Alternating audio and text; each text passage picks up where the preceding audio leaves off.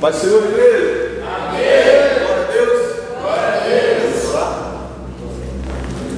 Altíssimo Deus, querido Pai, Deus amado, Deus querido, nós te glorificamos, Senhor, na noite desse dia. Senhor, pedimos a sua ajuda, pedimos a tua bênção, pedimos, Senhor, a tua companhia, Senhor, essa noite, nesse lugar, sobre a nossa vida. Confirma, Senhor, a tua presença, Senhor, nessa noite, por meio de sinais, Senhor Deus, por meio de moveres espirituais. Esse é um assunto, Senhor Deus, que vem para nos fazer pensar, que vem, Senhor, para nos fazer refletir, que vem, Senhor Deus, para nos ensinar como nos envolver na nuvem da tua glória.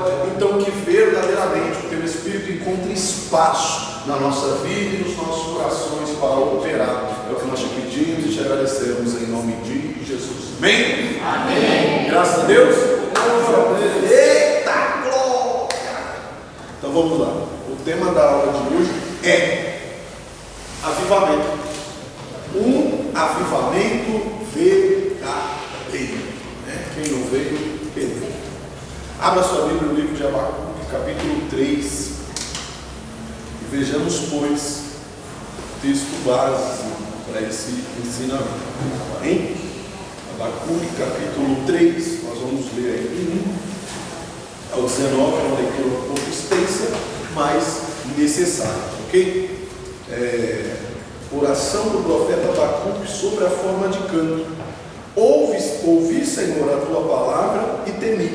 Aviva, ó Senhor, a tua obra no meio dos anos. No meio dos anos a notifica na ira e lembra-te da misericórdia. Deus veio de Temã e o santo do monte de Parã.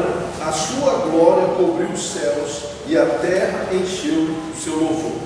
E o seu resplendor era como a luz de raios brilhantes que saíam da sua mão, e ali estava o esconderijo da tua força.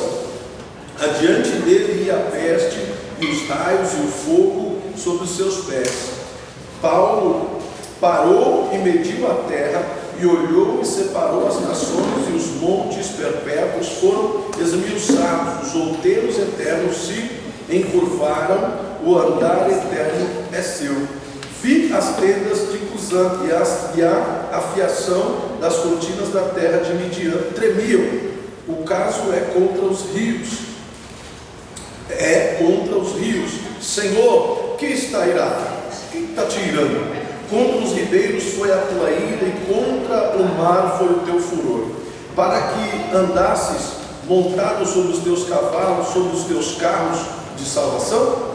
Descoberto se fez o teu arco, e os juramentos feitos, as tribos foram uma palavra segura. Tu fendes a terra com rios, os montes se viram e tremeram. A inundação das águas passou e deu abismo à sua voz, levantou as suas mãos ao alto. O sol e a lua pararam, e as suas moradas andaram à luz das tuas flechas, ao resplendor do relâmpago da sua lança. Com indignação marchaste pela terra, com ira trilhaste as nações. Tu saías para salvamento do seu povo, para salvamento do teu ungido. Tu feriste a cabeça da casa do ímpio, descobrindo os fundamentos até o pescoço. Tu abriste com os seus próprios cajados a cabeça dos seus guerreiros. Eles se cometeram tempestuosos para me espalhar. Alegrem-se como se estiverem para devorar o pobre em segredo. Tu, pois, os teus cavalos marchaste pelo mar, pela massa de grandes águas. Ouvindo eu, o meu ventre se comoveu, e a sua voz tremeram os meus lábios. Entrou a podridão nos meus ossos, e estremeci dentro de mim. Descanse eu no dia da angústia, quando ele vier contra o povo, nos destruirá. Portanto, ainda que a figueira não floresça, nem haja fruto na vide, nem o produto da oliveira minta, e os campos não produzam mantimento, as ovelhas da malhada sejam arrebatadas, e nos currais não hajam vacas. Todavia eu me alegrarei no Senhor, e me exaltarei no Deus da minha salvação. Jeová, Senhor, é a minha força, fará os meus pés como das servas, e me fará andar sobre a minha altura. Amém? Amém. Glória a Deus. Bendito e santo é o Senhor dos Exércitos. Tá ali, por favor. Qual que era o tema do ensinamento mesmo? Avivamento. Um avivamento verdadeiro. Por que um avivamento verdadeiro? Porque pode acontecer, né, de terem falsos avivamentos. Pode acontecer da pessoa ver um movimento, ver uma situação e achar ou entender que é um avivamento, né? Pode acontecer de haver uma ação, um movimento, e a pessoa entender que é avivamento. Hoje nós vamos entender o que é avivamento de verdade, certo? Qual que é o propósito geral, né, de um avivamento? Qual que é o propósito geral de eu entender o que é um avivamento, né? O propósito geral é a consagração, né? O que é algo consagrado? Quando eu digo assim, você está consagrado, acho que eu já falei isso para você. Seria algo separado ao Senhor. Algo separado ao Senhor. Você vai levar, não vou não. Algo separado ao Senhor. Algo que foi. E quando eu digo separado, o que a gente entende?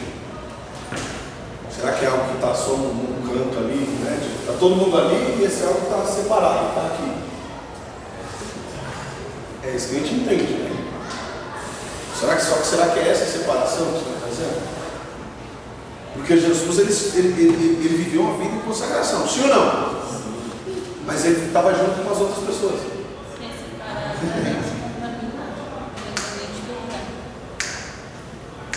Isso que dá para falar na sala. Ser consagrado, ser separado, não é eu estar longe das outras pessoas. É eu não me contaminar. É eu estar com pessoas, né, que não servem a Deus, porque eu não posso, eu não sou dono da empresa. Eu não posso escolher quem vai trabalhar comigo. Posso? Não posso. Eu vou para uma faculdade, eu posso selecionar as pessoas que vão estudar na sala que eu vou estudar? Não. Então não tem como, né? Eu vou pegar um ônibus, eu vou subir no ônibus e vou dizer, quem for indo aí, não serviu ao Senhor, que desça, que eu estou subindo. Não é assim que funciona. Não é assim, gente. Então a gente precisa ser maduro o suficiente para entender que ser separado para Deus não é sermos um extraterrestre, né? Eu me lembro quando eu cheguei lá no trabalho, eu comecei a me envolver com a galera, brincar com os meninos e tal, né? E aí quando eu comecei a evangelizar eles, você é crente? Você é diferente, né? Você conversa com a gente, você fala, geralmente os crentes chegam aqui, dá bom dia e boa tarde. Não fala com a gente, não conversa, né? E aí quando é na sexta-feira, ou quando a gente vai trabalhar no sábado, aí chama a gente para ir na igreja. Eu falo, vai na minha igreja. O cara não fala comigo a semana inteira. O cara me dá bom dia e boa tarde. O que eu vou fazer? Que ideia dessa pessoa de eu querer estar com ele em algum lugar, se a gente não tem nenhum tipo de relacionamento, a gente não, entendeu? Você vê diferente de Jesus. Jesus vai e come na casa dos pecadores e é criticado pelos outros porque ele está comendo na casa dos pecadores. Só que quando ele vai para o campo para poder falar da palavra, quando ele vai pregar, quem está lá? Aqueles que estavam comendo com ele. Então ele cria um vínculo de relacionamento, né, para que as coisas aconteçam. A mulher na beira do poço, ela mesmo não entende, né? O que você está falando comigo? Porque sendo do judeu, do samaritano, o que você está querendo? Mas não se conversa. Ninguém conversa comigo, ninguém fala comigo, principalmente do seu povo. O que você quer? Aí Jesus pede o quê? Água. Mas Jesus bebeu água? E Jesus pediu água. Logo ele entendeu, agora você está falando comigo porque você está com sede, você quer água. E por fim Jesus bebeu água? Não, porque o negócio não era sede, era a conversa, era o relacionamento. Então vamos dizer assim, Jesus puxou um assunto, certo? Puxou um assunto para criar um vínculo de relacionamento, né, com aquela mulher, de fala, um espaço de fala, para que ele pudesse evangelizá-la, e ela sai dali uma missionária. Porque ela sai dali e vai chamar todo mundo que ela conhecia para ver Jesus. E quanto tempo será que Deus precisa para formar uma obreira? Quanto tempo será que Deus precisa para despertar alguém que realmente quer, que tem sede, alguém que realmente quer ser salvo. Porque você vê que a situação daquela mulher era salvação, que era o assunto que ela puxa. Tá, mas vocês dizem que adorar, só é certo adorar lá. Quer dizer, eu não posso. O templo está na terra de vocês. Eu nunca vou poder entrar no templo. A conversa dela com Jesus é essa, é isso que ela quis dizer. Eu nunca vou poder entrar no templo. Tá certo? Eu nunca vou poder ser um adorador de verdade. Olha o que ela queria de fato. Aí Jesus dá para ela a oportunidade de se tornar uma missionária. E ela abraça. Ela abraça aquela oportunidade, volta para casa, né? E agora ela começa a chamar todo mundo que ela conhecia para vir conhecer Jesus. Vocês não conheciam a mim. E as pessoas que ela conhecia, interessante isso, que as pessoas que ela conhecia eram pessoas que falavam mal dela. Eram as pessoas que criticavam o modo de vida dela. Mas na hora que ela recebeu a virtude de Deus em si, ela falou: eu não estou nem aí. Eu não estou nem aí se eles falam mal de mim, eu não estou nem aí o que eles pensam a meu respeito. Eu vou trazer essa galera para conhecer Jesus. Porque eu tive o privilégio de conhecer o Salvador. E agora essa alegria ela transmite aos demais. Então ser separado não é um ser um extraterrestre, não é não ter vínculo, eu não falar, eu não conversar com ninguém, não. É eu ser separado em espírito, é eu não me contaminar. Exatamente isso que a André falou, eu não me contaminar. É a história da garça, né? Eu ando no meio da lama, eu ando no meio da sujeira, mas eu não me sujo. A gente fica até impressionado, né? A gente vê um animal daquele branquinho andando, né? no meio dos pântanos, né? No meio da sujeira, né? Os pés mergulhados na lama e ela limpinha.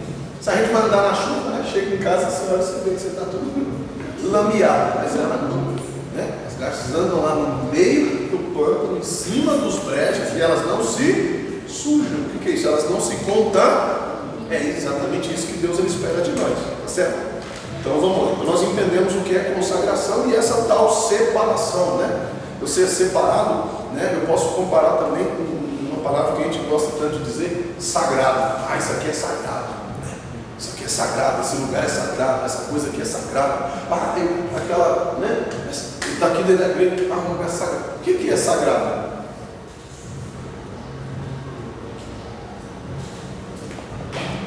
E agora? O que é sagrado?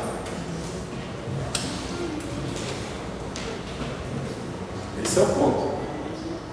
O que é sagrado?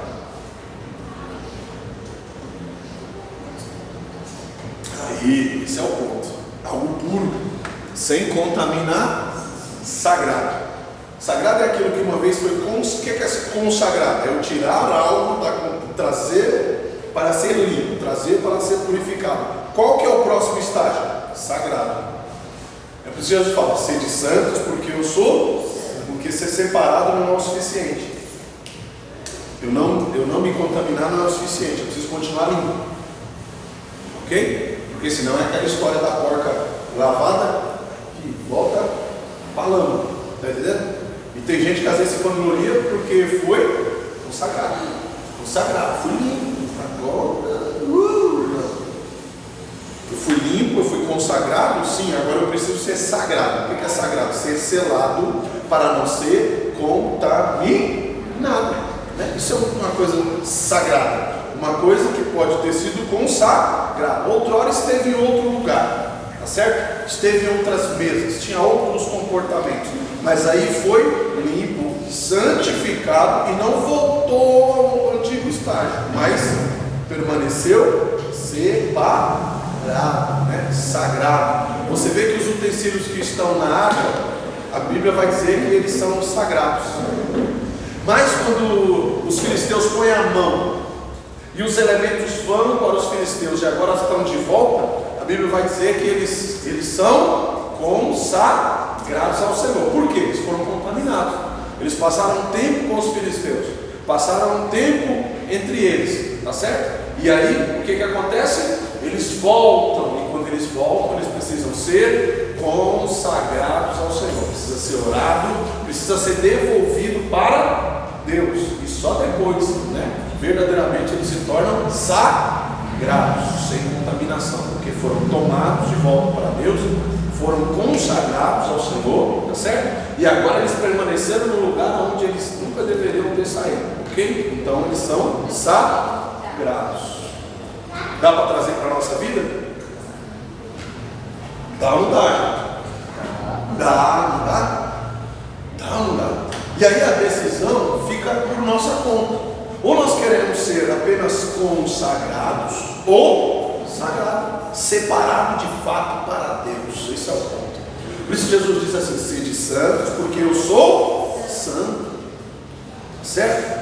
Porque muita coisa que foi santificada, né, ela pode se perder no meio, ela pode voltar para trás. Mas aquilo que não, né, esqueceu o caminho de volta, eu não tenho outro lugar para mim, eu não tenho outro lugar que me cabe, eu não tenho outra presença que me preencha como a dele. Então eu estou no lugar certo. Entendeu isso? A história dos avivamentos mostra que sempre eles começaram em grupos pequenos. Os avivamentos sempre começaram em ajuntamentos pequenos, minúsculos, né? Hoje, quando se fala de avivamento, quando se fala de pessoas separadas para um grande mover, vamos fazer uma cruzada de avivamento. E aí já posta logo um flyer, um post com um monte de gente com a mão assim para cima, e você fala: nossa, eu não posso ficar de fora, né? Porque a ideia é que aquele monte de gente vai conseguir atrair a atenção de Deus. Coisa que Ana conseguiu fazer sozinha depois do culto. Não foi durante o culto. Durante o culto tinha muita gente gritando, tinha muita gente cantando, tinha muita gente festejando, tinha muita gente dando lugar, vamos dizer assim, né?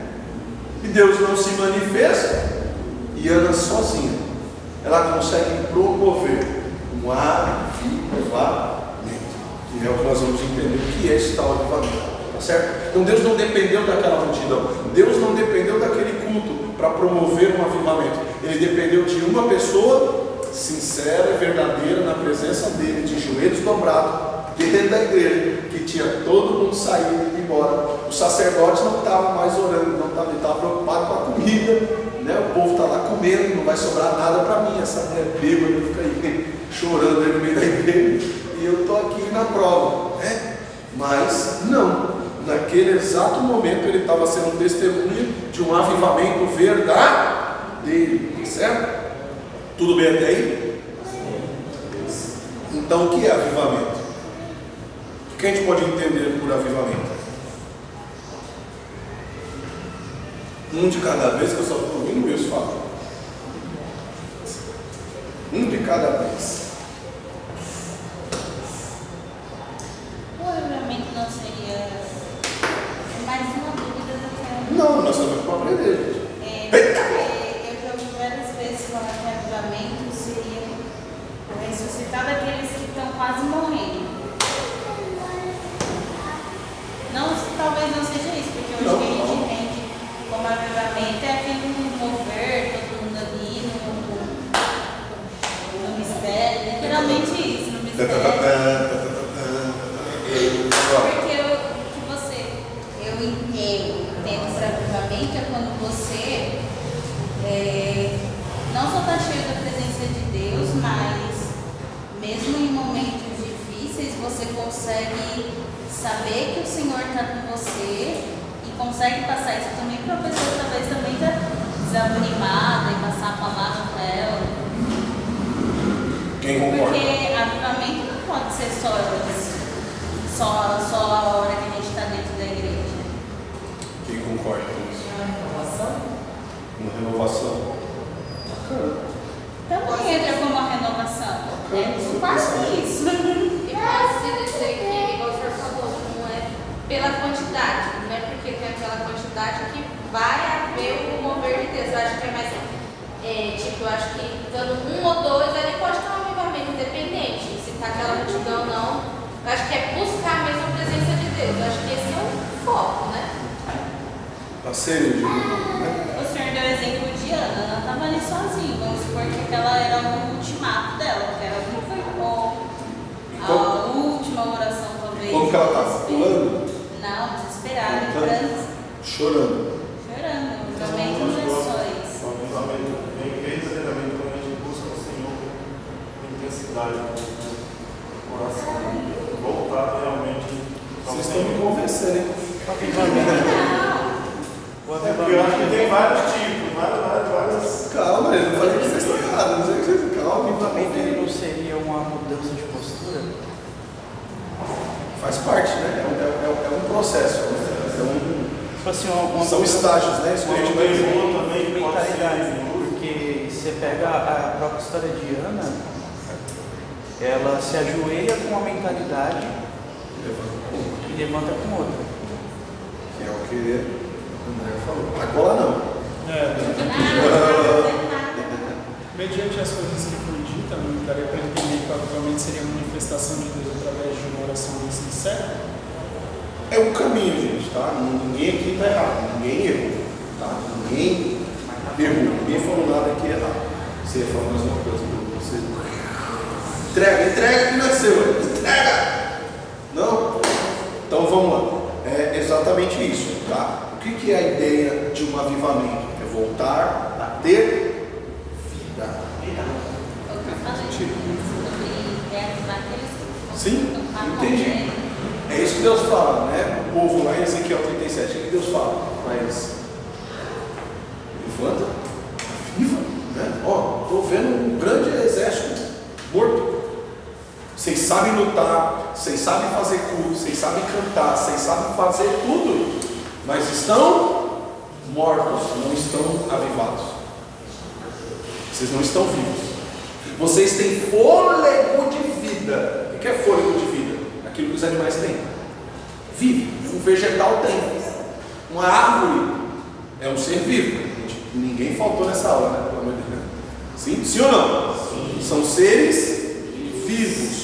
Ok? Mas, todavia, entretanto, não são avivados. Não precisa do Espírito de Deus. Uma árvore precisa do Espírito de Deus para produzir fruto? Não. Né? Os animais precisam do Espírito de Deus para poder reproduzir, para poder alcançar seus objetivos, para poder continuar crescendo e se multiplicando. Precisa do Espírito Santo de Deus? Não. Então você entende que um ser humano, ele pode ter vida. Ele pode estar vivo, né? Vida de carne, sem ser avivado, sem ser movido e movimentado pela presença de Deus, que é o que nós vamos ver aqui agora, tá? Essa vida aqui que eu estou dizendo do avivamento é aquela mesma que Jesus falou assim, ó, o diabo veio para matar, roubar e destruir. Vocês não vão ver ele fazendo nada diferente disso, tá, ok? Mas eu vim para que tenham vida. Mas eles não estavam vivos ou ele estava pregando no velório ali? Jesus estava pregando no velório ali? Não, estava pregando no meio da cidade, para um monte de gente. Aí está dizendo, eu vi que vocês tenham vida. Aí tem alguém lá tomando um, esse cara ele sabe do que está ali. Eu estou vivendo, estou bem, não preciso de nada, estou vivendo a minha vida, né? Que Deus fala, eu estou aproveitando a vida. Que vida? Está vivendo como os animais, né? Empurrando para a barriga, né? Nem diz o Zeca Pagodinho, né? Deixa a vida me levar. Está indo, não sabe nem para onde que está indo, né? Não parou nem para refletir o tipo de vida que está levando, para onde que vai terminar isso, né? Mas aqueles que de fato foram avivados conseguem entender que Deus não nos colocou, né, no meio da lama, no meio do caos, não, que nós estamos aqui de passagem, o nosso lugar não é aqui, e a vida que Deus me chamou de fato para viver não é essa. Eu vou viver de verdade ainda, eu vou desfrutar daquilo que Deus tem para mim ainda, porque a Bíblia diz que o que Deus tem para mim está reservado. Pode dizer, pode, tá certo? Aquilo que Deus separou para mim está reservado, está guardado, tá certo? É esse o ponto da situação.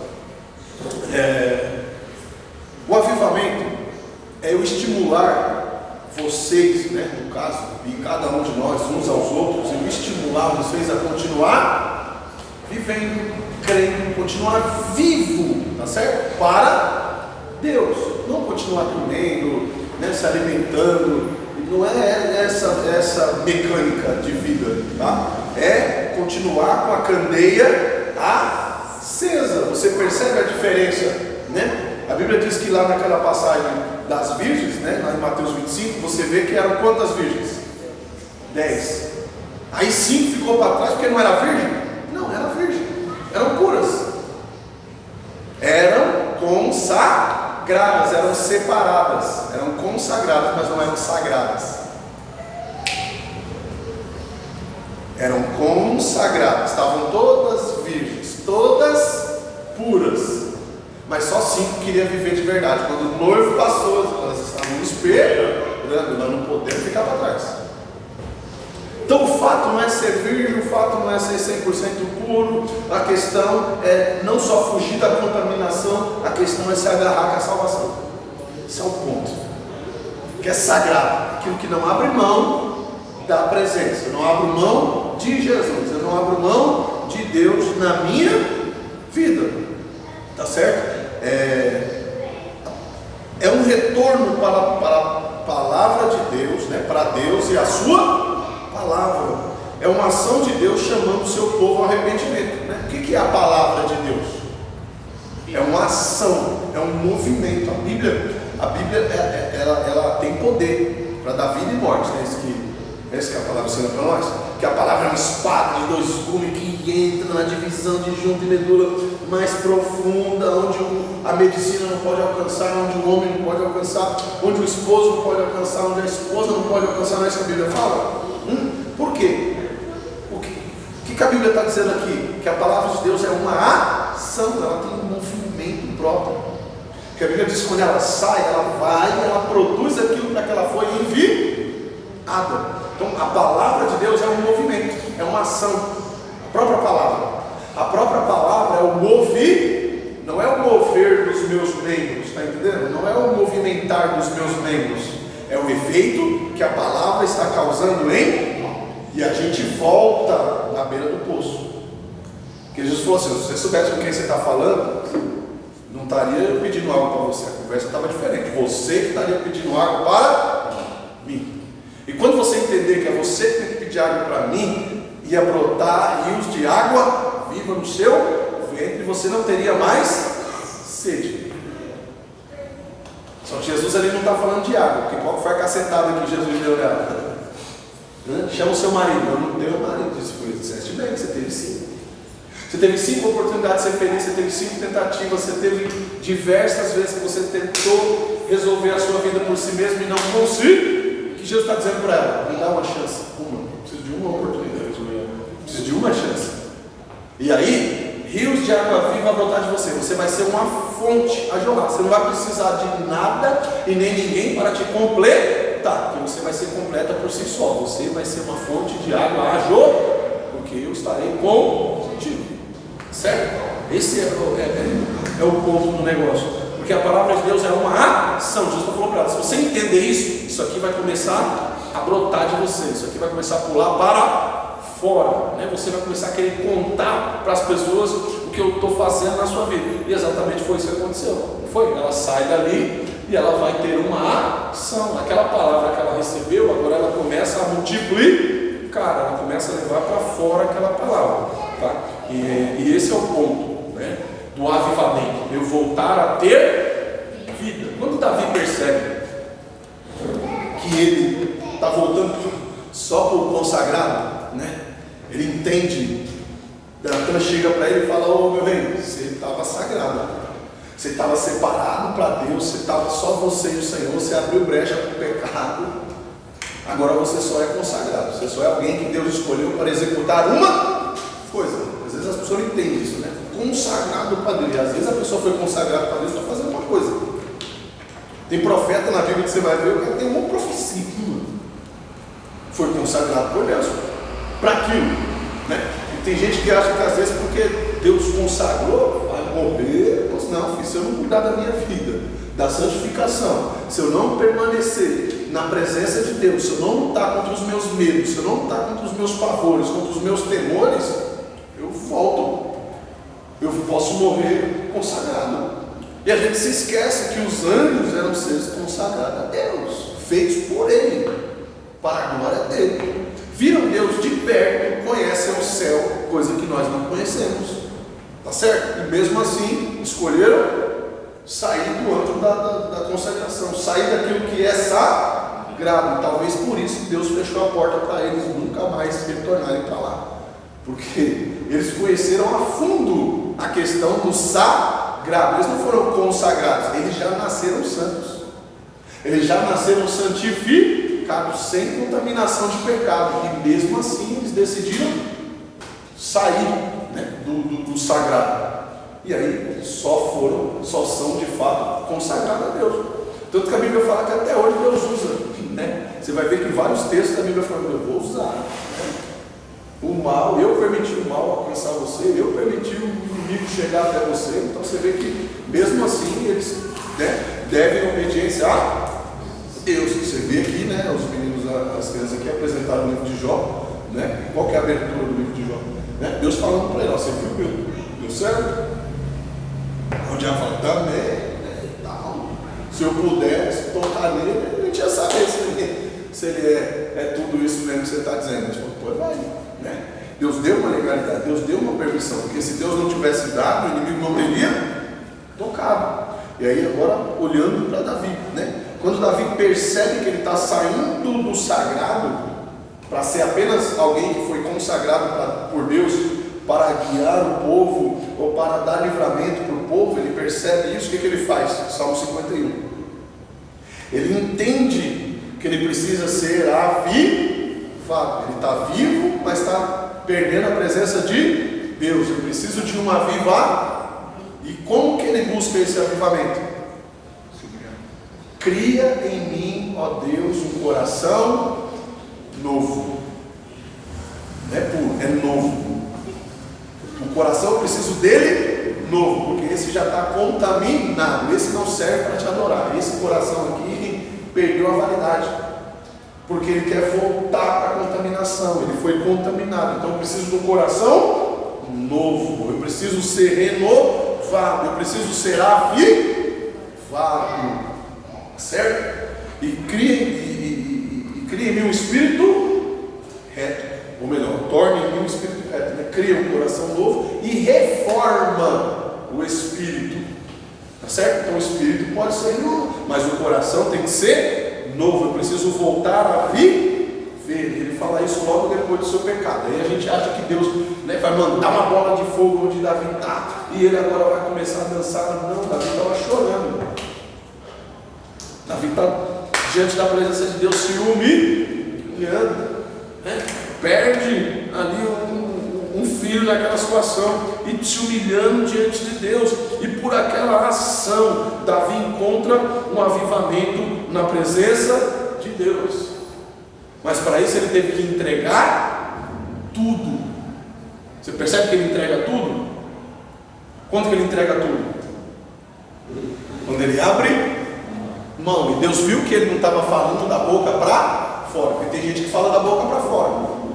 Ah, Deus pode tirar tudo. Ficou desempregado. O que é isso? Eu sou eu era dizimista deles. Eu nunca faltei um mês de. E aí? Que é isso? Um monte de ímpio aí logo eu. Não. A entrega tem que ser por completo. Entregou tudo, tudo. E quando ele fecha uma porta, eu sei que ele logo vai abrir outra. Quando vem uma situação contrária contra a minha vida, eu sei que por fim se levantará ao meu favor. Está todo mundo dizendo que não, mas eu sei que sim. Os meus amigos não estão vendo, mas eu estou vendo. A minha família não está vendo, mas eu estou vendo. A minha esposa não está vendo, mas eu estou. É o suficiente. Você vê que todo mundo estava contra Jó. Você percebe isso? Que todo mundo, ele tinha tudo para dizer assim: vocês estão certos, eu me rendo, né? eu me rendo, eu me entrego.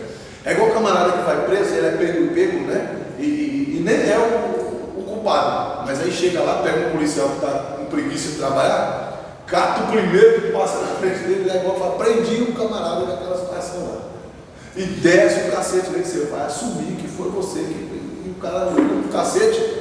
E ele é convencido de que realmente ele é culpado para ele parar de apanhar. Quando chega diante do delegado, ele fala: não, foi eu mesmo, está tudo certo, me leva preso logo, porque ele não aguenta mais apanhar. Mas Jó não, Jó está apanhando, Jó está perdendo tudo, Jó está com seus inimigos, seus amigos, parecendo mais com o inimigo. A sua própria esposa agora vira as costas para ele também. E o que ele faz?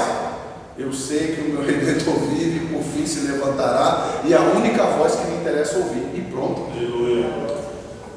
Agora, e para atingir esse nível? Se por muito menos a gente murmura, se muito menos a gente desiste, por muito menos a gente quer jogar a toalha. Hoje mesmo foi um dia que eu questionei a Deus, falei assim, será que eu estou mesmo na direção certa? Será que é isso mesmo? Será? Porque nós passamos por tudo isso. Até a gente entender que não é no nosso tempo, não é na nossa hora, não é na nossa vontade, é do jeito dele, é no tempo dele, é na hora dele. Aí quando a gente entende isso, as coisas começam a ganhar sentido para a nossa vida. Tá certo? Então, a palavra é essa ação de Deus chamando o seu povo para o arrependimento e a santidade, a obediência dos princípios estabelecidos pela sua palavra. Quando eu começo a obedecer, quando eu começo a seguir, né, eu entro numa coisa chamada transição. O que é transição?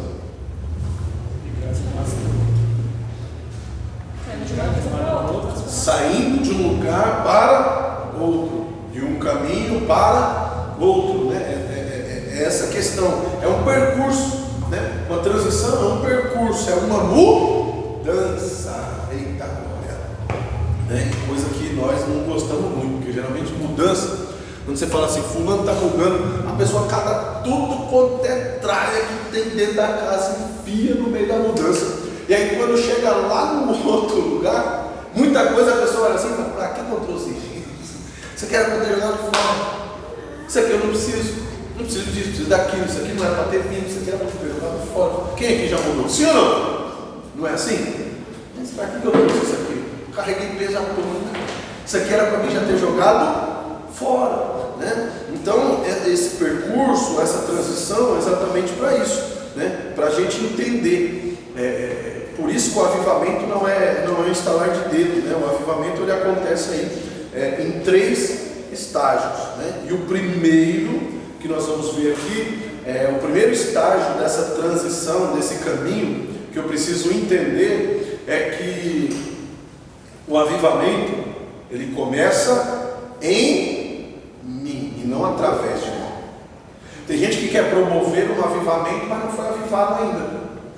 Quer promover que os outros sintam, que os outros, né, ou ser levado junto com a multidão, vamos buscar um avivamento. Não, só pode mostrar o caminho quem já passou por ele. Por isso Jesus fala assim, ó, eu sou o eu conheço a ida e a volta, eu sou o alfa e o ômega, o princípio e o fim, eu conheço o caminho, me segue. Certo? Então, primeiro, Deus nunca vai promover um avivamento através de uma pessoa que não experimentou o avivamento, através de alguém que não passou da transição de morte para vida. Abacuque capítulo 3, o verso 2 aí que nós lemos, é o que está acontecendo com Abacuque. Ouvi a tua palavra e temi. Aviva, Senhor, a tua obra no meio dos... Ele entendeu que o avivamento não ia acontecer no estalar de Deus. Ele entendeu que não era assim o processo do avivamento. E ele entendeu também que o avivamento precisava começar por ele. É um pavio que acende e vai queimando, vai passando de um para o outro. Precisa de alguém acender esse pavio. Alguém precisa ser o primeiro estalar de Deus. Alguém precisa ser o fósforo, né? A fagulha para acender o rastro de pólvora que somos cada um de nós, e assim de fato o avivamento acontecer. Você percebe isso? Por favor. Você percebe isso? Que o avivamento ele precisa primeiro começar ele precisa ser um pastor? Não, pode ser o irmãozinho mais simples que tem aqui no nosso meio. A questão precisa ter alguém disponível. E quando Abacuque entende isso, ele fala, olha, eu ouvi a tua palavra e temi. Ele fala por ele, é como se ele dissesse assim, ó, os outros eu não sei, eu não sei. Eu não sei a decisão do Jean, eu não sei a decisão do Tiago, eu não sei a decisão do Wilson, eu não sei a decisão do Tiago, eu não sei a decisão do Hélio, eu não sei a decisão da Karen. Eu não sei se a palavra está fazendo o mesmo efeito neles. Eu sei que a palavra já moveu o meu coração. É isso que a Abacuque está dizendo aí. Eu temi. Eu ouvi a pregação, eu ouvi a palavra que o Hélio comentou no domingo. Né? Em mim a palavra já movimentou. Os outros eu não sei. Mas em mim ela já surtiu o efeito. Em mim eu já sinto a palavra se movimentar. Em mim eu sinto que a palavra já acendeu alguma coisa dentro de mim. Eu estava até apagado, mas a palavra já me trouxe um ânimo. Eu já vejo uma luzinha no final do túnel. Eu já vejo o movimentar das águas. Eu já sinto que alguma coisa está diferente dentro de mim. É por isso que ele fala assim, ó, eu ouvi a tua palavra e temei. Ele fala para Deus assim, ó, já pode começar o avivamento. O Senhor já tem um disponível. Eu ouvi a tua palavra e temei. Eu ouvi. Já pode começar o avivamento. Aviva a tua obra no meio dos que depender de mim, esse fogo vai pegar em todo mundo. O povo está preocupado com o que está acontecendo, eles estão preocupados com a plantação que não está vindo, eles estão preocupados com outras coisas, mas a minha preocupação é o temor do Senhor. É o Senhor aprovar o que eu estou fazendo. É isso que a Abacuque está dizendo aí. Eu ouvi a tua palavra e o Senhor já tem a fagulha que o Senhor precisava para começar o avivamento. Aleluia. Deus pode contar com você como fagulha nessa noite. Deus pode contar com você para movimentar a sua vida. Eita glória! Deus pode contar com você como fagulha para começar um avivamento, para começar um mover de águas. Deus pode contar com você nessa noite. Fica à vontade, irmãos. Amém? Você entende isso? Você entende isso? Que para o start, para o começo desse avivamento, dessa grande obra, você percebe que nessa grande jornada, você percebe que nesse grande estádio, a mudança, ela começa a acontecer. Você percebe isso? De verdade? E se fosse hoje? Será que o Senhor poderia contar comigo para começar o avivamento? Mesmo sabendo que aqui a gente ainda não tem uma grande congregação orando, a gente ainda não tem as pessoas unidas. Aqui Abacuque ainda está sozinho. É ele e Deus. Abacuque 3, por isso que nós estamos lendo. Então ele diz assim: ouvi a tua palavra e temi. Eu tive não medo, tive temor, eu tive respeito. Tá certo? É isso que Deus está falando aí, ok? Que verdadeiramente, através da nossa vida, nós possamos entender esse movimentar de águas. Nós possamos entender que o Senhor não precisa de uma grande multidão para promover um avivamento. E que para começar, Deus precisa de alguém que esteja verdadeiramente disposto, disponível e arrependido, principalmente. Né? Porque você vê que essa questão aqui, né? Abacuque coloca, olha, eu temi. Eu entendi que o caminho que eu estava trilhando não era certo, não era o correto. Mas, a partir de agora, o temor do Senhor está comigo. Aviva, Senhor, a tua obra no meio dos... Eu sei que eu sozinho não vou promover um grande avivamento. Mas eu posso ser a fagulha, eu posso ser o start, eu posso ser o começo. O que depender de mim, o negócio vai estralar, vai começar a passar de um por um, porque é isso que Deus espera de cada um de nós. É algo interessante, né? Que a história de Ana acontece nisso mesmo. O mais propício a acontecer era o avivamento durante o culto, mas não aconteceu. Entendeu? Aconteceu depois que o culto acabou. Por quê? Porque ela se humilhou e depois teve o avivamento. E o Senhor falando isso, eu liguei até a passagem de Ezequiel, os Vale das Secas, onde Deus leva Ezequiel e mostra que ali era o povo de Israel. E perguntou: você crê que esses ossos podem viver? Voltar a ter vida. Mas de fato o que ele estava vendo era um vale de ossos secos. Mas o que era? Era o exército de Israel, eram homens fardados, né, de roupas de guerra, trajados, né, verdadeiramente com as suas armaduras, com o seu escudo, com a sua espada. Então na cabeça deles, eles estavam vivos, estou vivendo, estou comendo, estou dormindo, estou me trocando, estou com a minha armadura, né, em dia, estou com o meu uniforme de obreiro, está tudo certo. Aí vem o Senhor e fala, não, estou vendo um monte de zumbi aí, estou vendo um monte de carcaça velha se movimentando, fazendo barulho, né? Batendo o osso um no outro. É isso que eu estou vendo. E aí, Deus fala agora para ele começar a profetizar para o avivamento acontecer. Aí mais uma vez, a partir de um só, o avivamento não começou de lá para cá, começou daqui para lá. Deus pega alguém e começa a movimentar esse alguém, a palavra começa a ter uma ação, o fogo começa a pegar, e não é automaticamente, não é da noite para o dia, como Abacuque está dizendo.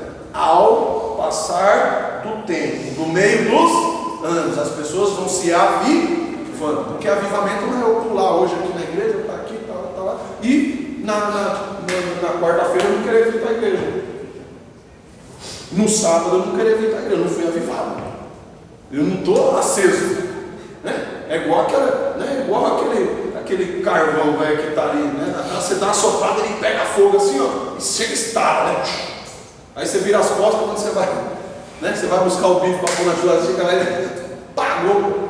É a mesma coisa esse tipo de crente, né? Está na igreja no domingo, você olha ele no meio dos outros, ele está ali, pá, e tal. Na hora que você precisa, ele está apagado. Você não pode contar com ele, tá certo? Então, de fato, esse tipo de pessoa, esse tipo de obreiro não chegou a ser avivado. Ok? Quem levantou você de novo? Foi ele. No Abacuque, ele está reclamando do povo. Sim. Fazendo várias reclamações. E aí, basicamente, Deus fala para ele: você é responsável para isso. É isso aí. Ele está reclamando, falando da iniquidade do povo, como se o Senhor não estivesse ligando tudo aquilo que estava acontecendo. Na verdade, não só no 1, né? No 1, no 2, os dois primeiros capítulos são só reclamações. É como se você estivesse dizendo, pô, o senhor não está vendo, o senhor não faz nada, ninguém está orando, ninguém está consagrando, ninguém está entendendo, o senhor não está vendo? O senhor não está vendo isso? O famoso dedo na ponta vai você ver. Entendeu? Não, o senhor não está vendo que ninguém está se mexendo, que ninguém está se movimentando, que ninguém está orando, que ninguém está fazendo, né? Deus começa a questionar a Deus, como se Deus não estivesse percebendo o que está acontecendo. É interessante porque antes do avivamento de acontecer, tanto na visão de Ezequiel quanto aqui em Abacuque, Deus ele abriu os olhos primeiro. Ele mostrou a situação, algo que parecia estar certo, mas na verdade não estava. É onde nós estamos chegando aqui agora. Foi mal. Não, mas vamos continuar, está certo. Aí, Você viu que ela fugiu do hospital, né, pastor? Ela fugiu para vir para aula. Aqui são crentes mesmo. E isso me chamou muita atenção, porque se o avivamento acontecer, algo tem que acontecer primeiro, antes do avivamento. Alguém tem que ter a visão aberta. E se não tem a visão aberta, não tem como você mostrar o que está acontecendo para a igreja ser avivada. Ela não estava assistindo a aula, porque ela não estava online, né? Nós ouvimos na aula, vocês sabem o que eu estava falando aqui, mas ela não sabe que ela não estava aqui, né? O primeiro passo para o avivamento é eu entender que ele começa em mim. O avivamento não vai começar nos outros, o avivamento não vai começar lá no pastor, não vai começar. O avivamento tem que começar em eu posso fazer parte dele, tá certo? Mas esse avivamento, independente se ele é individual ou coletivo, ele precisa começar aqui. Ele precisa acender em mim. Não é porque todo mundo está pegando fogo que eu vou pegar fogo também. Não, eu vou pegar fogo junto com os outros, porque eu já cheguei aqui aceso. Eu já estava queimando, eu já estava, né? Fogo já estava querendo pegar. Eu juntei com outras brasas e o calor aqueceu. E agora eu estou dentro do avivamento. Não porque eu fui envolvido, fui jogado, não, porque de fato eu já queimava sozinho, eu estava dentro de um mover espiritual que a chama estava ardendo dentro de mim, o meu coração já estava ardendo na presença do Senhor, mas eu ainda estava contendo, mas agora isso virou um fogareiro. Pastor, você estava falando também, então eu lembrei de algo que aconteceu ano passado. Certo. Foi do avivamento lá nos Estados Unidos que teve. Sim. Acho que você ficou sabendo, né? Sim. Então, eu e os cristãos Na ficam escola. sabendo no colégio. Poderia se considerar um avivamento ali por começar com poucas pessoas Sim. e contagiar algumas pessoas? Na verdade, aí a gente tem, né, Ou mover. a gente tem várias questões, né? A gente teve um avivamento. Onde o avivamento começou? Aqueles que foram tocados. Agora, aqueles que foram avivados estão até hoje acesos na presença de Deus. A maioria passou por ali, pulou, cantou, movimentou, e muitos hoje estão afastados, desviados da presença de Deus. Mas alguns estão ainda firmes e contendo essa chama dentro de si. Esses foram avivados. Poderia se considerar que então alguns foram avivados e outros sentiram o mover da vida. Sentiram o mover.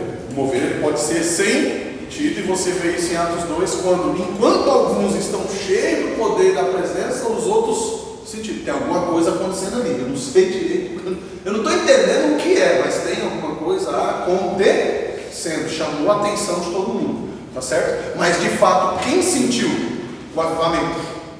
Aqueles que estavam envolvidos, aqueles que choraram juntos, aqueles que participaram juntos, aqueles que estiveram verdadeiramente ali, sabe, dentro do mover de Deus, né? Por isso que o capítulo 1 e 2 são só reclamações. E enquanto a gente está nas reclamações, enquanto nós estamos apenas nas murmurações, nós nunca vamos experimentar um verdadeiro mover de Deus. Não vamos experimentar um verdadeiro avivar. A gente pode esquecer por um pouco de tempo a luta, a prova, se envolver no culto, né, ali, mas quando sai da igreja, na segunda-feira, está tudo aquela carga de volta em cima de mim, né? Então é isso que eu não posso aceitar. Não, eu não sou apenas consagrado, eu quero ser sagrado, eu quero ser sacramentado em Deus, de maneira que o diabo olha assim e fala: esse aqui eu não posso tocar, esse aqui não é meu, esse aqui não adianta, tá certo? Quem aqui já pegou alguma coisa para desmontar, para quebrar, e desistiu? Falou: isso aqui não dá, isso aqui não dá para quebrar, né? Geralmente o menino é assim, né? Pega as coisas, desmonta e faz e monta de novo. Tem umas coisas que a gente pega e quando vai, né? Mecânico é danado para fazer isso, né? Vou desmontar esse negócio aqui. Quando pensa que não, solta 3 parafusos, 4, não solta. Eu vou largar esse negócio. Sempre. O cara olha assim e fala: não desisto, não vai, né? É isso. Nós temos que ser esse tipo de crente, avivados a tal forma que quando o diabo investir contra a nossa vida, ele desiste. Não adianta. Esse aqui não adianta, que ele não apaga. Eu já joguei água, eu já soprei, eu já pisei em cima, até pensei que tinha morrido, mas quando eu virei as costas, estava de pé de novo. Certo? Esse é o nível. Esse é o nível que nós temos alcançado, ser avivados de tal forma, né, como Jó, que independente da situação que ele viveu, quando todo mundo olhou assim, né, a mulher olhou e falou: agora ele vai morrer. Ele disse assim: eu sei que o meu Redentor vive e por fim se levantará sobre a terra. Eita agora, né? Então todo mundo já tinha desistido. Ele falou: mas eu não desisti não, né? Eu estou de pé, estou firme no propósito. Provavelmente seria viver Cristo, literalmente. Aí a gente chega num denominador comum, né? Aquilo que Paulo disse. Vocês estão pensando que... Sabe por que eu não fui vencido? Sabe por que ninguém conseguiu tirar de minha vida? Porque não vivo mais? Vocês estão atirando na pessoa errada. Vocês estão atirando na pessoa errada. Eu já estou morto. Quem está vivendo nesse corpo aqui é Cristo. E esse aqui vocês não vão conseguir matar nunca, porque a vida é dele, ele é a própria vida. Ele morreu e ressuscitou para não morrer de novo. Tá certo? Então esse é o ponto. Abrir mão de mim para que Cristo possa viver na minha vida. Aí eu chego nesse nível, né, de cristão que de fato Satanás vai tentar e vai continuar tentando diversas vezes enquanto nós tivermos vida, mas não vai conseguir apagar a chama do Espírito que está em nós, tá certo? Esse estado que você está falando que Paulo ele alcançou, ele seria algo assim, ao ponto que o Espírito de Paulo e o Espírito de Cristo já se tornou uma coisa só, e tudo que sobrou naquela casca ali, né, que seria o corpo dele, seria a alma dele, né?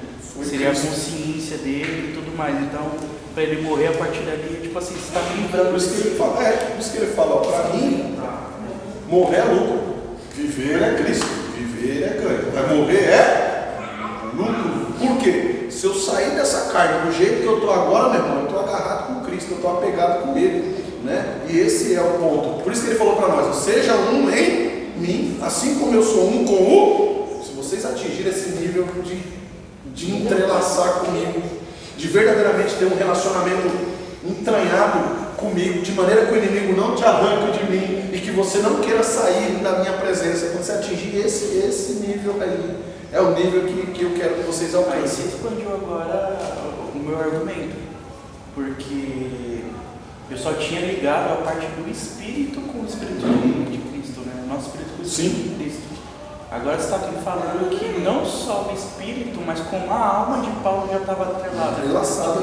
E aí esse é o ponto que nós temos que alcançar.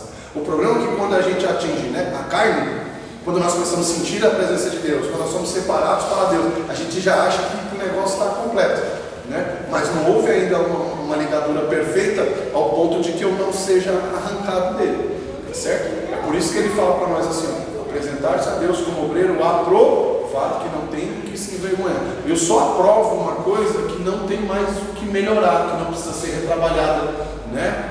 Depois de uma inspeção de qualidade verdadeira ali, né? Eu meço, eu vejo, falo, isso aqui não precisa mais ser retrabalhado, não precisa ser mais mudado, isso aqui está aprovado, tá certo? Deus só vai me aprovar quando não tiver mais o que retrabalhar em mim, quando eu não tiver mais o que deixar para trás, o que eu não tiver mais que melhorar. E quando que a gente vai alcançar isso?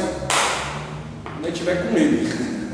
Até lá, meu irmão, a gente continua tentando e fazendo por onde não ser quebrado, não ser desmontado, não perder aquilo que nós já conseguimos, né? Não foi ele mesmo que disse: guarda a tua coroa para que ninguém tome ela de ti, né? E ninguém não é uma expressão de que não existe quem possa tirar, não, é de que são incontáveis aqueles que de fato, né, querem tirar ou arrancar a coroa de ti. Só mais uma dúvida, pai, referente ao processo de avivamento.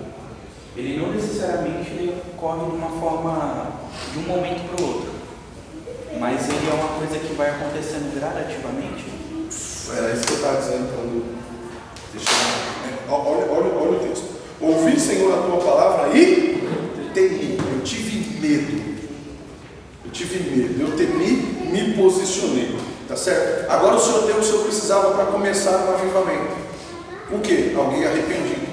Alguém de fato que quer viver não a vida que está levando, mas aquilo que é a proposta do Senhor para a minha vida. Tá certo? A proposta. Qual que é a proposta? Né? A tua vontade. Então agora, aviva a tua obra. Quando? Hoje? Não. No meio dos? Vai demorar. Vai ser gradativo. Não vai começar e terminar em mim. Vai começar em mim. Vai passar por essa geração. Vai alcançar outras pessoas. Tá certo? O propósito é não parar.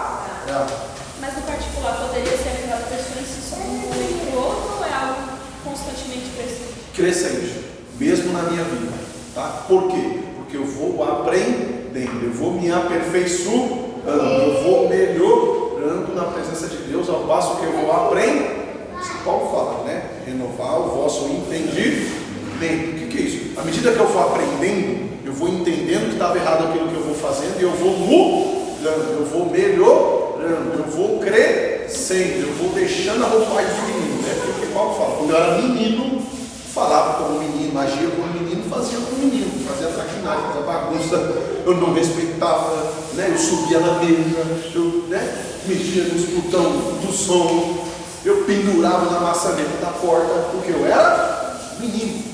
Mas logo que eu tornei homem, eu abandonei as coisas de menino, né? Não faço mais esse tipo de traquinagem, certo? Por quê? A mente foi renovada, eu aprendi, eu entendi que aquilo não era mais para a minha vida, e esse é o ponto, eu ir crescendo e aprendendo, e mudando e melhor. Diga. Voltando um pouco sobre Paulo, no caso desse sentido que ele fala de Você faz essa relação, mas no caso do Paulo, ele fala de um pouco mais simples, mas Cristo vive. Vamos dizer que isso seria o próximo passo, depois de ser sagrado? Sim, né? De fato eu abri mão da minha própria vontade, do meu próprio eu, do meu querer. Você vê que mesmo Jesus, depois que ele recebe poder, depois que ele se torna verdadeiramente Deus, que Deus delega a ele todo o poder e a autoridade, a Bíblia vai dizer que ele mesmo sendo Deus, não teve por usurpação ser igual a Deus ou querer se parecer com, mesmo depois que Deus deu a ele todo o poder e a autoridade, ele podia bater na mesa e dizer, agora ninguém sou Deus. Jesus teve moral para isso, porque Deus deu a ele. E o que ele fez? Continuou sendo o mesmo. Não teve no seu coração de ser igual a Deus ou se parecer com Deus. Ele continuou humilde, o mesmo depois de ter recebido todo aquele poder e autoridade da presença de Deus. Certo? Capítulo 3, como eu disse que os 2 primeiros capítulos eram só reclamações, o capítulo 3 de Abacuque é uma oração em forma de poema. Tá certo? Na verdade, o profeta ele desabafa, a situação voltando para si. Ele coloca a sua condição na presença de Deus.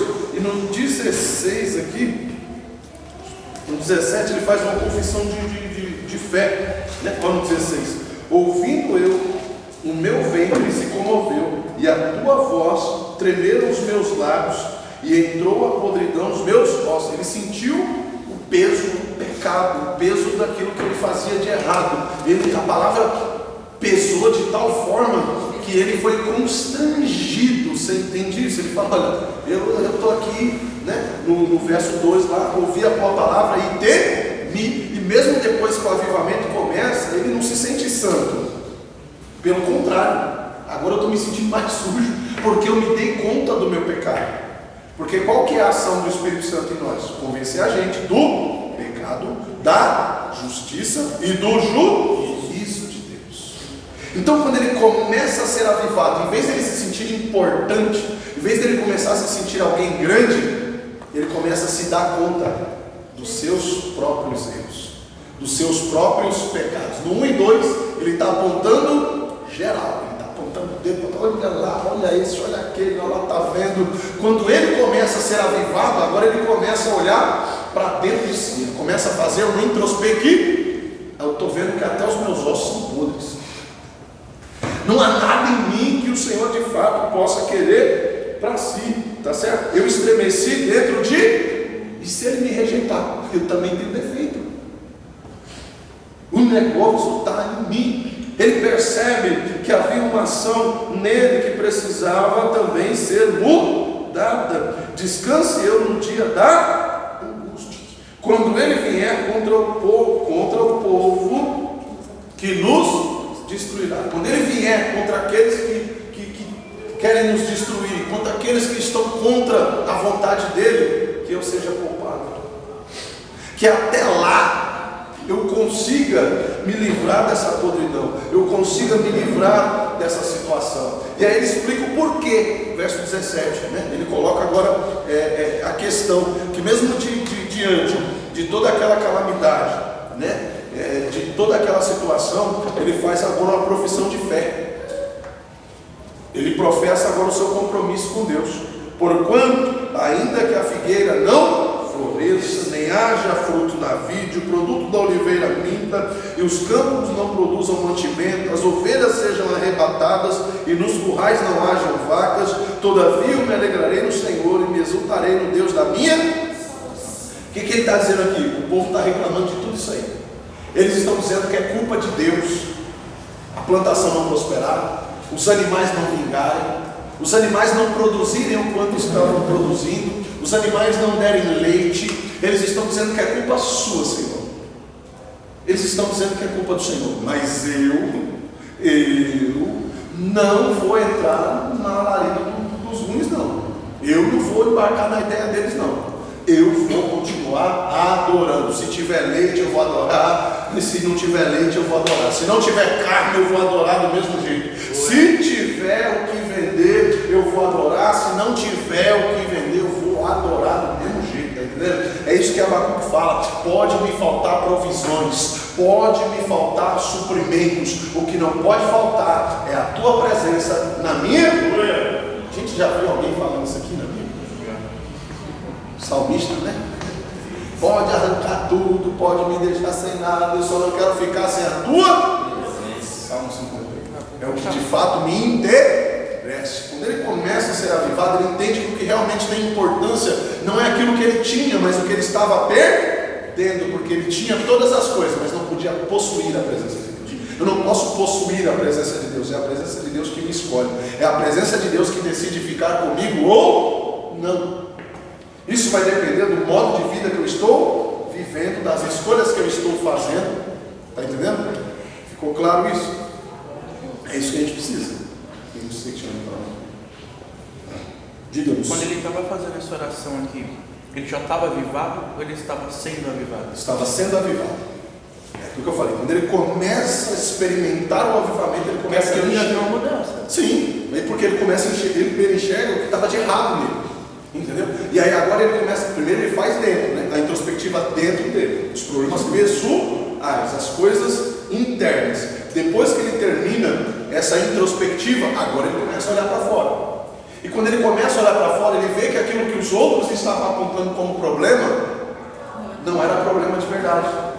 O problema era a presença de Deus que eles já tinham perdido e não estavam percebendo, mas ele agora está vendo. Que significa sair de um ponto ao outro. E é aquilo que a gente estava falando da transição. Ele sai do ponto de partida, né, do lugar onde todos estavam. Ele decide ali a sua meta. Qual que é a minha meta? Não perder a presença. Qual que é a minha meta? Ser avivado.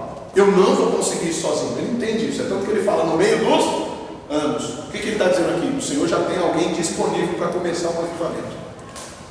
Não temos uma multidão para começar um avivamento. O Senhor já tem um crente aqui disponível para começar um avivamento.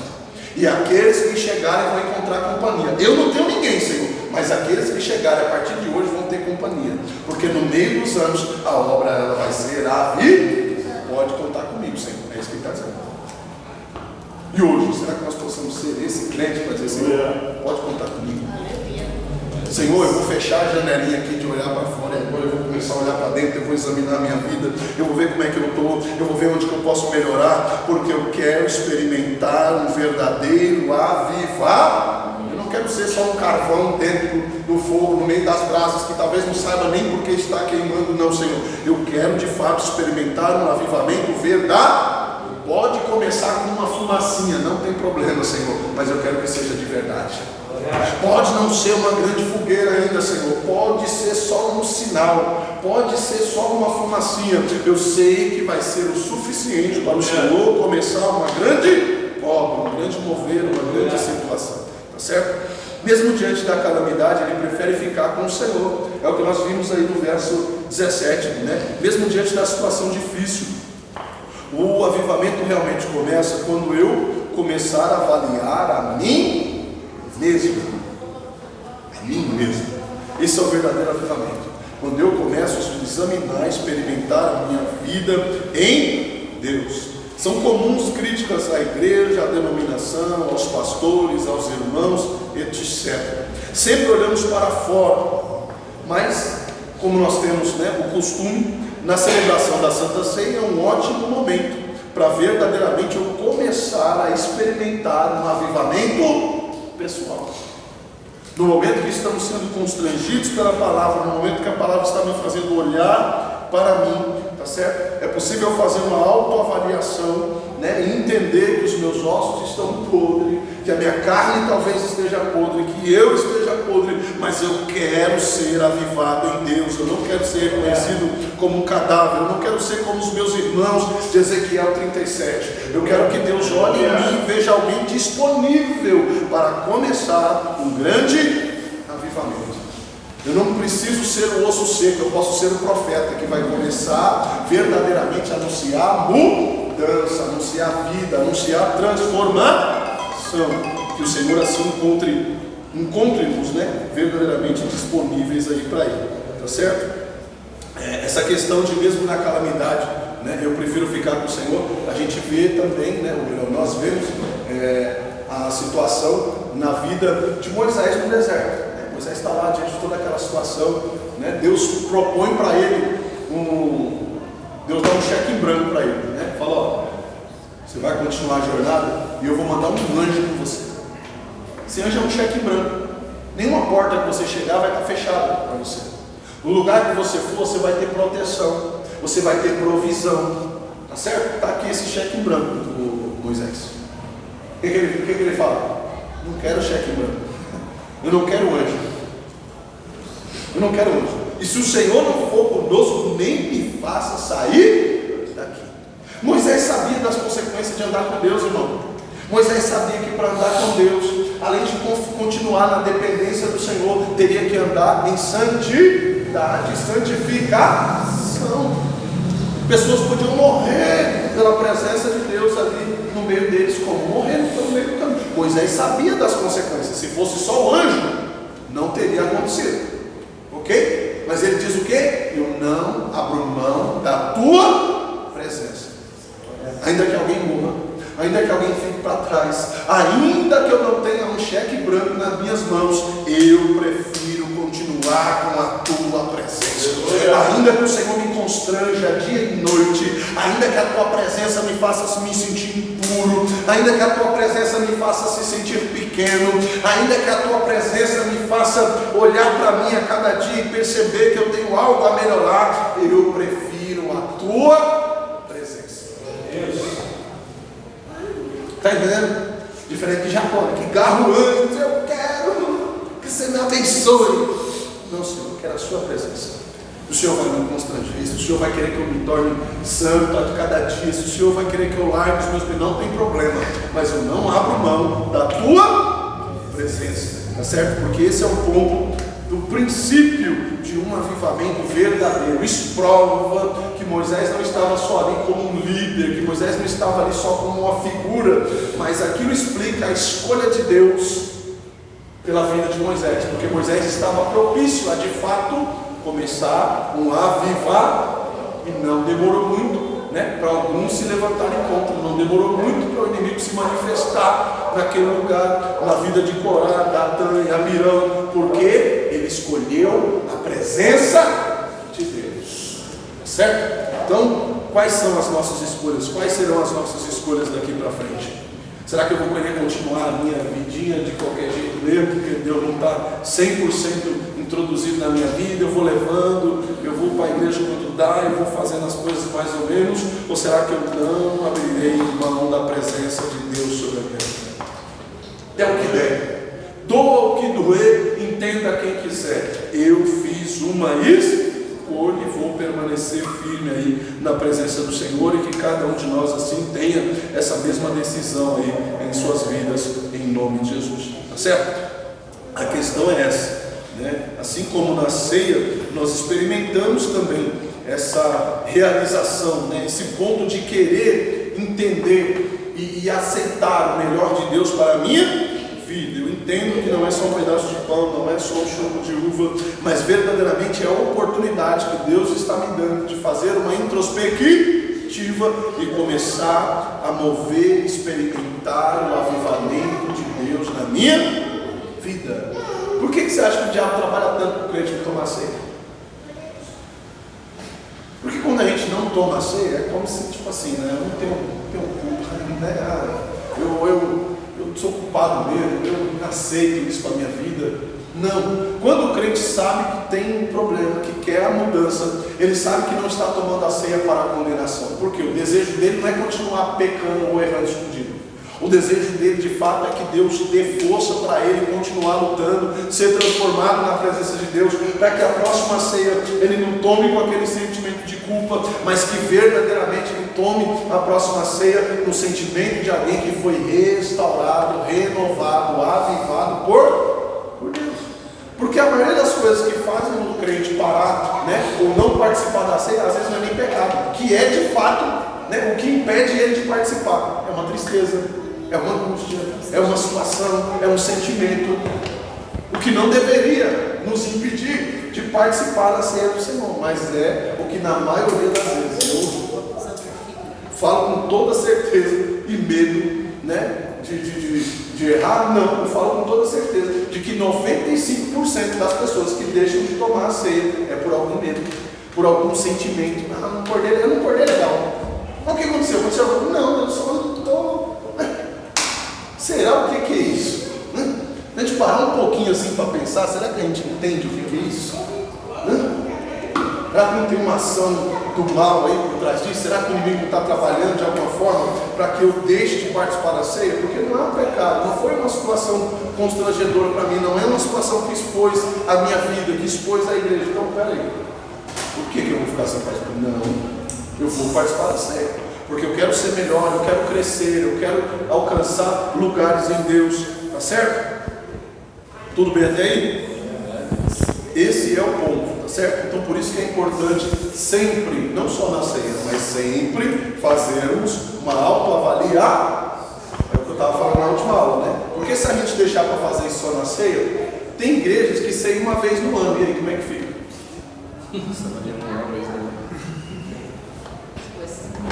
Tem igrejas que ceiam só uma vez no ano, e aí como é que fica? Se eu deixar para fazer isso só na ceia, vai ficar ruim, não vai? Então é um advento que não pode ser só na Santa Ceia, porque todo dia que Deus me dá é uma oportunidade de viver e de chamar a atenção de Deus para a minha vida. É mais um dia, Ana, né, no templo, lá no culto, como eu disse no começo da aula aqui, né, o que eu estava falando para a galera é o seguinte, que Ana, ela consegue promover um avivamento num ambiente onde a igreja cheia não conseguiu. A igreja lotada não conseguiu atrair a presença de Deus, não conseguiu promover um avivamento. Todo mundo sai e vai para a festa, porque o coração deles já estava lá fora, o coração deles já estava na festa, o coração deles já estava na comemoração.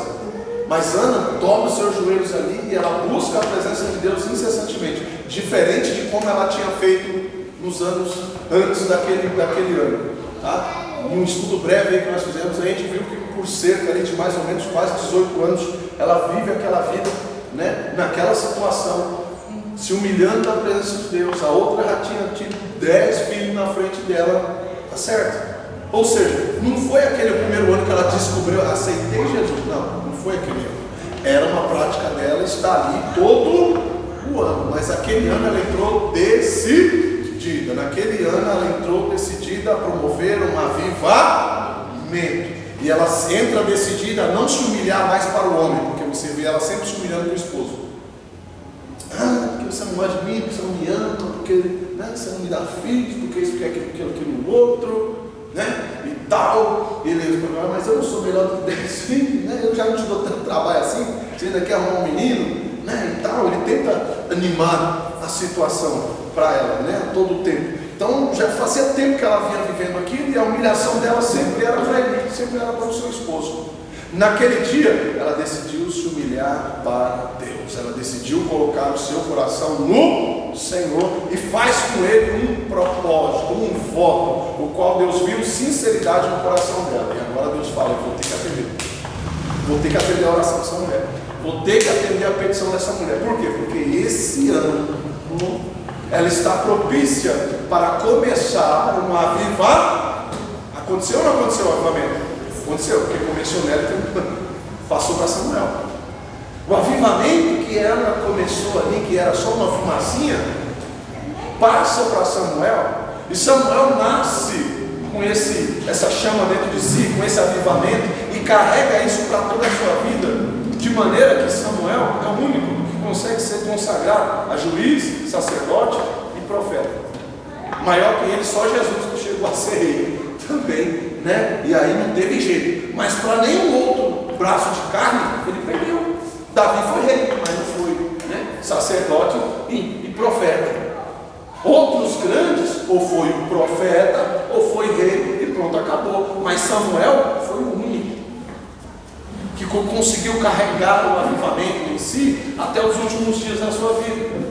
Tá certo? E ele consegue deixar ainda a chama acesa para Israel, porque alguns remanescentes ainda ficaram, né? E preservaram aquilo que ele tinha deixado. Esse é o ponto.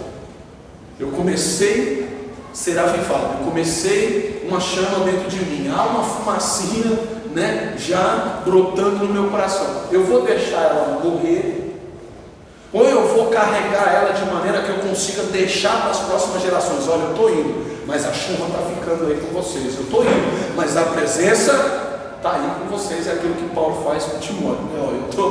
Eu estou encerrando a carreira, mas você está começando. Ser homem, ser valente, cumpre aquilo que você fala, vai e faz a obra como um verdadeiro evangelista, como um verdadeiro homem de Deus, né? Paulo passa para ele essa chama, né? Preserva a fé que eu vi na sua avó, eu vi na sua mãe, né? Eu vi as grandes mulheres de Deus que elas foram, Eu vi elas deixando para você uma semente de fé. Eu vi elas deixando um avivamento para você. Cuida disso. Guarda o bom depósito que há em ti. Tem depósito aí. Tem depósito em você, Timóteo. Você carrega em você uma chama. Você carrega em você uma centelha. Tem algo aceso queimando dentro do seu peito. Guarda isso. Tá certo? É isso que Paulo está dizendo e instruindo ele aí. Ok? Tudo bem até aí?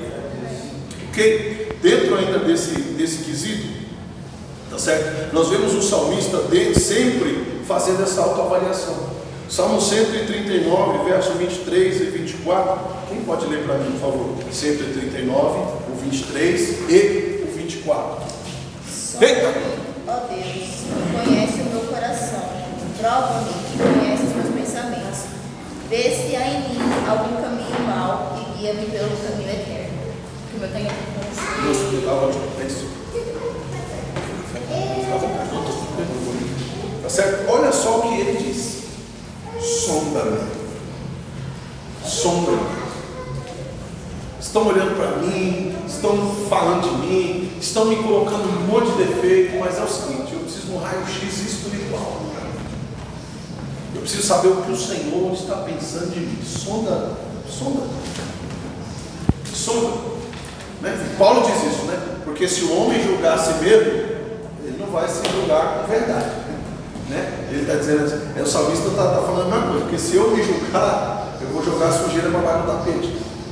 Eu não vou, né?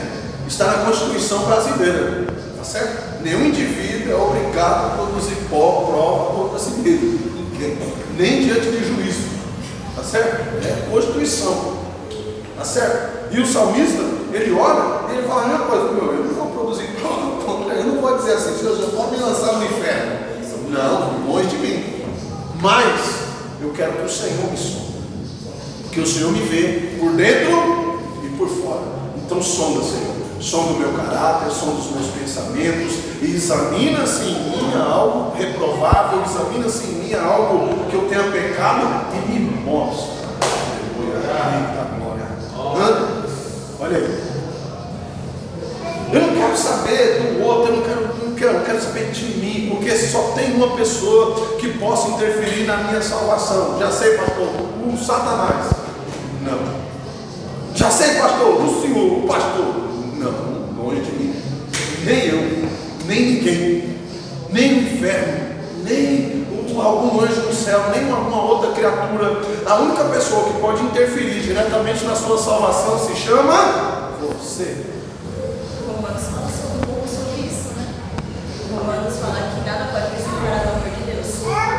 Nem os principados, nem as potestades, nem o porvir. O que é porvir? Os acontecimentos. Isaías, um pouquinho mais, se não me engano, Isaías mais para trás vai falar que era uma coisa que causa separação entre o homem e Deus aos pecados. Quem comete pecado? 59:2, né? As vossas iniquidades e as vossas transgressões fazem divisão entre vocês e Deus.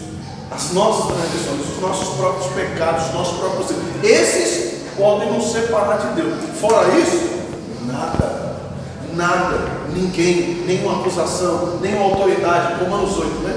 Quem tentará acusação contra os escolhidos de Deus, se é Deus quem nos escolheu e Ele mesmo quem nos justifica, é Ele mesmo quem nos advoga. É Ele mesmo quem cuida de mim, quem cuida de você, é Ele mesmo quem intercede por nós. Tá certo? É o Espírito Santo de Deus que vem gemendo pela nossa vida, tá ok? Então nós vemos aí o salmista fazendo essa introspectiva. Isaías faz essa mesma introspectiva, né? Isaías, ele no seu salmo, Isaías no seu capítulo 6, no verso 5, né? Eu preguei isso uns domingos para trás aí. Ele diz assim, ó: ai de mim, porque eu sou pecador. Eu tenho lábios impuros, eu falo coisas que eu não devia ter falado, da minha boca saem coisas que não devia ter saído, eu não tenho muita bala na boca, eu mando ver mesmo. Ai de mim, que agora o Senhor está na minha frente. Eu estou diante do Todo-Poderoso e eu não sei nem conversar com Ele. Vou morrer. Mas Ele vai matar eu. Ele vai me matar. Por quê? Porque eu tenho os lábios impuros. futuro, se eu abrir a boca para falar com ele, ele vai ver a podridão dos meus lábios. Mas aí, para a esperança dele, a Bíblia vai dizer que veio um anjo com a brasa viva, né? O anjo pegou uma tenaz. O anjo não pôs a mão de tão quente que estava a brasa viva, a vontade de Deus. Então o anjo pegou uma tenaz e encostou nos meus lábios, e a minha iniquidade foi tirada, aleluia. Meu pecado foi queimado para a glória de Deus, e agora eu consigo ter um diálogo com Deus. Agora eu posso abrir a minha boca diante dele, porque os palavrões foram arrancados, as palavras ilícitas foram tiradas da minha boca, e agora eu posso ter um relacionamento de intimidade com ele, aleluia. Então a questão é isso, é eu querer me livrar de tudo aquilo que me impede, tudo aquilo que me atrapalha, tudo aquilo que trava o meu relacionamento com Deus, tá certo? Mas eu preciso entender que para eu ser um instrumento de avivamento, o avivamento primeiro começa em mim, né? Eu conversei isso com a minha sogra alguns dias atrás, né? Ela participava de um grupo de oração da igreja que tinha mais de 500 pessoas. Aí o pessoal diz assim: nós vamos abrir oração, porque nós vamos consagrar, porque nós temos uma campanha tal, é 30 dias de oração. Primeiro dia estava todo mundo lá. Segundo dia, só estava ela. Terceiro dia, só estava ela. Quarto dia, quinto dia, sexto dia, até o final da campanha, ela sozinha, ela e Deus. E se eu não entendo que o negócio precisa começar em mim mesmo, eu desisto quando os outros desistirem. Eu paro quando os outros pararem. Se eu não tiver essa chama acesa dentro de mim, eu sempre vou depender de outro para me empurrar. Eu sempre vou depender de outro para me puxar. Eu sempre vou depender de outro para me impulsionar. Você vê que grandes foram as obras que Isaías fez, mas ele teve o primeiro contato, foi ele sozinho. A primeira decisão foi ele abrir mão daquilo que estava atrapalhando o relacionamento entre ele e Deus, assim como os outros que nós vimos assim como o salmista que nós vimos aqui, assim como tantos outros que nós podemos acompanhar aí essa trajetória, tá certo? Então esse é o ponto 1, o avivamento começa em, certo? Vamos falar então. E desde quando você começou a falar sobre Ana, o que eu percebi agora, você complementando, é que o avivamento ele também não é algo que você consegue de forma muito fácil. Sim. É algo que você não vai conseguir na primeira, não vai conseguir na segunda, nem na terceira. É algo que você tem que buscar constantemente, com constância. Você não pode parar de buscar. O avivamento pode promover um movimento, pode ter uma ação, igual nós vimos em Atos 2. Línguas repartidas como de fogo, né? E a falácia deles identificava que eles estavam avivados de fato. A visão de línguas de fogo caindo sobre eles identificava aquela situação, né? Então o avivamento pode promover um grande mover, mas um grande mover não é o suficiente para promover um avivamento. Um grande mover não é o suficiente para atrair a presença de Deus. Israel está repleta de pessoas, está cheia de soldados, está cheia de homens e sacerdotes que se diziam consagrados para Deus. Mas qual foi a mensagem? Todos estão mortos. Nem os sacerdotes escaparam, nem os levitas escaparam, nem aqueles que estavam cantando na hora do culto foram tirados da pregação, nem quem estava pregando foi tirado da direção daquela palavra. Não, Deus falou: olha, eu estou vendo todos, Israel inteira, como um grande exército de defuntos, de pessoas mortas, de ossos sequíssimos. Nem seco não está morrendo, já morreu para mim, tá certo? Então Deus coloca aquela situação para mostrar para eles que todo aquele movimento que eles estavam fazendo, a liturgia, que a liturgia estava acontecendo. Na hora do culto está todo mundo na igreja, na hora do canto está todo mundo cantando, os músicos tocando, mas Deus falou: para mim não está chegando nada, tá certo? A chamada não está completando, está só caindo na caixa postal, não tem conexão mais, entende? Então esse é o ponto. Não é o que eu mando daqui para lá, é a resposta que vai dizer se verdadeiramente somos avivados ou não somos. Não é o barulho, não é, né? É como diz por aí, né? Quanto mais seco Quanto mais vazia está a lata, mais barulho faz, né? Você derruba a lata cheia, ela vai fazer assim, pof! Você vai pegar e botar na pia de novo. Se você abre aquela lata ali, tira o que tem dentro e ela cai, fala, meu Deus do céu, né? Por que pendura nos carros para fazer barulho aí dos recém-casados? É lata cheia ou lata vazia? Faz mais barulho, né? Se a questão é fazer barulho, a lata vazia serve. Se é conteúdo, está cheia, faz menos barulho. Né? Por isso que Paulo é questionado, né? Paulo, os outros falam mais língua estranha do que você, os outros pulam mais do que você, os outros dão mais bala do que você. O que está acontecendo? Você é batizado com o Espírito Santo mesmo, Paulo? Você tem a presença de Deus mesmo? Aí Paulo diz assim, para que eu vou falar ministério com vocês se vocês não entendem? Eu fui chamado para ensinar. Eu vou ensinar vocês a viverem a palavra. Eu vou falar com vocês palavras que vocês entendam e que tragam mudança, que tragam transformação, aleluia, que tragam mudança de vida para vocês e vocês possam colocá-las em prática. Como é que coloca a língua estranha em prática? Não, imitando os outros? Não, a palavra é para ser colocada em prática. Não estou aqui dizendo que é pecado falar ministério. Vocês sabem que eu sou pentecostal até o tutano, mas estou dizendo que não adianta, certo? Eu já ouvi mensagens que era língua estranha do começo ao final. O pregador fala uma língua estranha no meio da mensagem, ele vai valendo, mas chega no final da mensagem e fala, o que o cara pregou? Lá machuca e canta, neve, tal, não lembro de mais nada.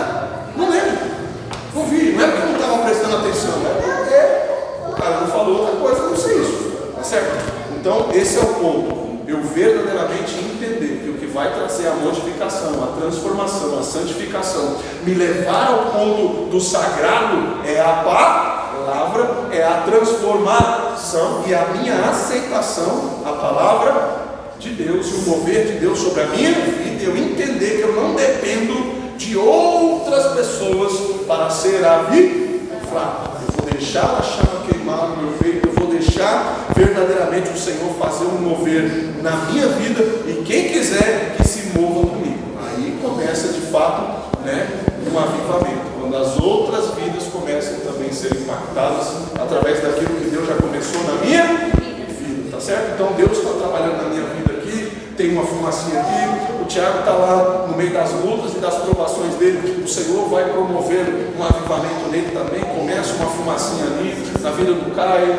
na vida de cada um que está aqui, Deus começa a acender uma fumacinha, tá certo? Cada um de nós tem um calorzinho ali, tem os arrependimentos trabalhando, as modificações acontecendo, e quando a gente se junta, aí o calor aumenta, a presença de Deus se encontra, e aí de fato, né, aí pega fogo, aí o negócio não tem como controlar, né, incendeia mesmo. Então essa é a questão do negócio, tá certo? Tudo bem até aí? Então por hoje a gente vai parar aqui no tópico 1, porque não vai dar tempo da gente continuar, e a próxima aula a gente pega o tópico 2 e o tópico 3 nessa situação aí, bom?